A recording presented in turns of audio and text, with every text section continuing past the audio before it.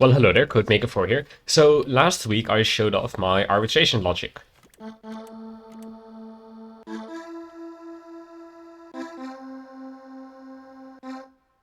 And it seems to be a bit broken. That's, again, like as I said, it's complicated with when the world resets here. It still works. You just have to kind of make that pulse be only one tick.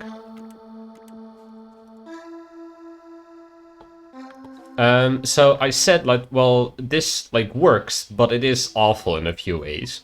Please improve it. And oh boy, did people improve it. I got not one, but two great submissions for a better arbitration logic, and none of them are cyclic, which is what I was looking for. So first, we got this one by Track. And this is exactly what I had in mind for a non-cyclic arbitrator, where all the logic is instant. The connections are green because I'm using the quick logic mod. So instead of there being some sort of central clock going on that governs everything, all of the logic kind of just looks at the current state and does some smart stuff to prevent two things from turning on at the same time. But of course, I was skeptical because this is what I tried and where it ended up failing. So what I made is I made a fuzzer in Scrap Mechanic. Now, fuzzing is a term that actually comes from hacking, and that is where you try to find an exploit in a computer program by just giving it a whole load of random inputs. And it is a bit more complicated than that because, like, the program is smart and tries to make random inputs that kind of activate as many different parts of the source code as possible. Here in Scrap Mechanic, we're just doing random inputs. So I have a counter here, and it counts through a lot of options, and eventually it will hit every single possible input that can be imagined. And basically what I'm doing here is I'm hooking up the counter to two decoders. So they each generate a one-tick pulse with a certain amount of delay, because like the one-tick pulse will come out of one of these AND gates and go to this chain of OR gates, and then come out over here with a certain delay. So the left one and the right one get a random delay. The middle one gets a fixed delay that's just somewhere in between. So those are all between 0 and 32 ticks. So this one is at 16 ticks. I could also hook up this one to one of the decoders, but there's no point really. This will cover enough different cases. And then I give these as inputs to the arbitrator. And the idea is that I just let this run for a long while until every single input has been tested on. And I check that for every single input, it did the correct thing. So for that, I have this little checking circuit that I added. So over here, we're checking that every single option did actually get turned on at some point. And here I'm checking that none of them got turned on at the same time.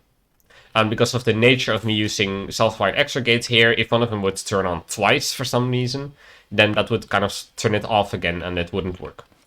So how this fuzzer here works is it's a counter, and it will only go to the next point once this AND gate turns on. So this AND gate has a few extra requirements, like some minimum amount of time needs to have passed, and this switch needs to be turned on. But one of the other requirements is that this AND gate needs to be turned on, which has the requirement that every single option needs to have happened at least once. And never should it have happened that two things turned on at the same time.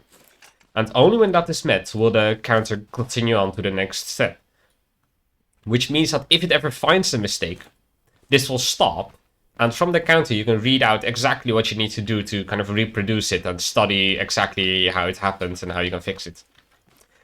So I hooked this up to the quick logic mod. Well, let's first look at it in real time. So as you can see, it kind of activates everything here, and it checks that everything gets turned on eventually.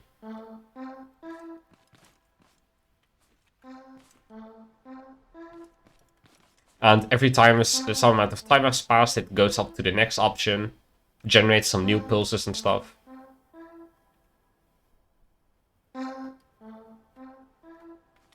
So let's now speed this up a bit.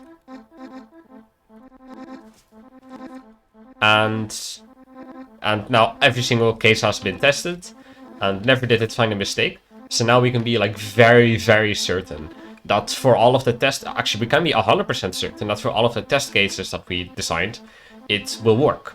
Of course, if all of the test cases doesn't include all of the real world cases that you can expect, then you can't be 100% certain that this will also work fine in the real world. For example, I didn't test activating the same thing twice.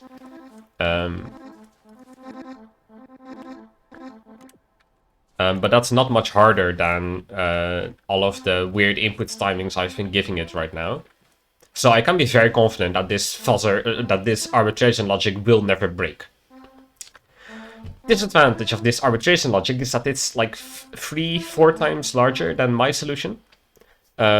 Which of course comes with the advantage that it has much more consistent timing and that it's scalable in a way.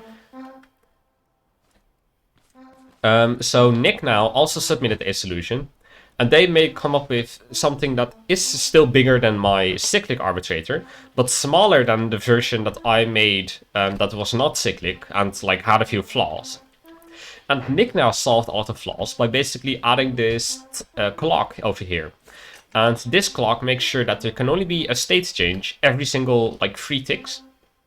So next time it is checking if a state change could happen, as in one of the things can be triggered, all of the logic has already had like 3 ticks of time to propagate a little bit. So there can never be like weird edge cases. So yeah, again, it does add a clock disadvantage, but it is way smaller and it is quite reliable. I also put this through a similar fuzzing setup and couldn't find any mistakes. Of course, if you do fuzz something like this, you have to be sure that this timer doesn't mess with it. So you also tested every single combination of the timers. And to that, I just kind of let the fuzzer run multiple times and I just triggered it manually so that a random delay every single time. That's it for this video. I still don't really have an outro yet, so bye, I guess. Oh yeah, and please subscribe. That would be appreciated.